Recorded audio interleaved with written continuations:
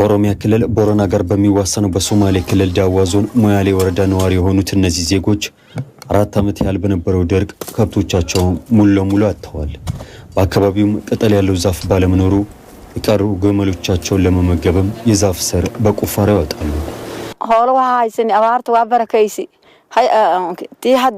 በፊት ከብቶች ነበሩን፣ ሙሉ በሙሉ አልቀዋል። ግመሎቻችንም እያለቁ ነው።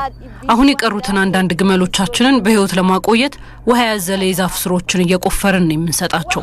ጫካ ውስጥ ነበርን። ችግሩን መቋቋም ሲያቅተን ወደ መንገድ ዳር ወጥተን የውሃ ቦቴ ሲያልፍ ውሃ ጉድጓድ ውስጥ ያደርጉልናል። ዶርጅርዋ ቃርቃርጽ ኢዳን እንኩ ጉልጋይን ሐልሚማ በጅርትነው በዳዋ ዞን ሞያሌ ወረዳ ውስጥ ያሉ ሌሎች ዜጎችም በድርቁ ምክንያት የቤት እንስሳቶቻቸውን አጥተው ችግር ላይ ስለመውደቃቸው ያነሳሉ። ወነ ኸባን ጭፍት በራና ተተፈተ ብራያ አኔ ዘንድሮ ያለን ነገር ሁሉ አለቀ። እንደ ድሮ ወተት አንጠጣም፣ ስጋን በላም። አሁን ውሃ እንኳን ማግኘት ከባድ ነው። የቀሩት ቤተሰቦቻችን እንጨት በመሸጥ ነው ህይወታችንን ያቆዩት። ካሁን በፊት ትንሽ ድጋፍ እናገኝ ነበር፣ አሁን ግን ምንም የለም። እጂ በራም ቢሳኑ ማተን ከብቶቻችን በድርቅ ምክንያት አለቁ። በዚህ ምክንያት አቅም ያላቸው ከአካባቢው ሲለቁ እኔ አቅመ ደካማው እዚህ ተኝቼ ቀረው። 20 ግመሎችና 100 የሚሆኑ ፍየሎች ነበሩኝ። ሁሉም ሲሞቱ እኔም ችግር ላይ ወደቅኩ። ካሉኝ 5 ልጆች አንዱ ሲቀር ሌሎቹ ተሰደዋል። በድርቅ ምክንያት በዳዋ ዞን ባሉ 4 ወረዳዎች 700,000 የሚገመቱ የቤት እንስሳቶች ማለቃቸውን ዞኑ አስታውቋል።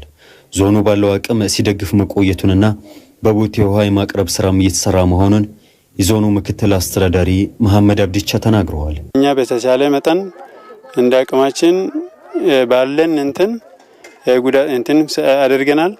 ያለንም ደግሞ ከህብረተሰብም ከመንግስትም ካለን ዞንና ካለን አካባቢ ከክልልም ትንሽም ሆነ ድጋፍ ያደረግነው አለ።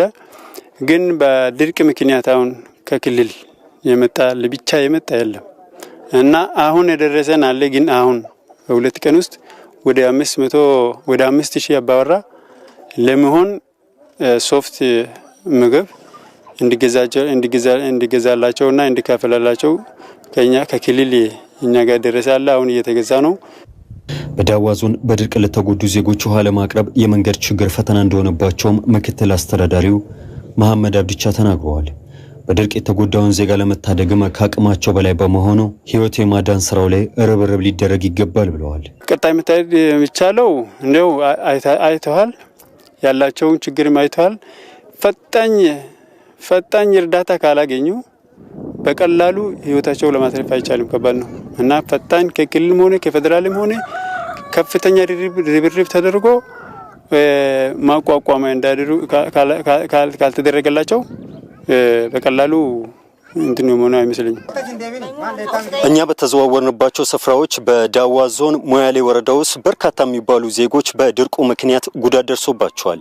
ይህን ተከትሎም በቂ ድጋፍ እየተደረገላቸው አለመሆኑን ይገልጻሉ። ታዲያ የእነዚህን ዜጎች ህይወት ለመታደግ ድጋፍን ይሻሉ። ለኢቲቪ ሙሉ ግርማይ ነኝ፣ ሶማሌ ዳዋ ዞን።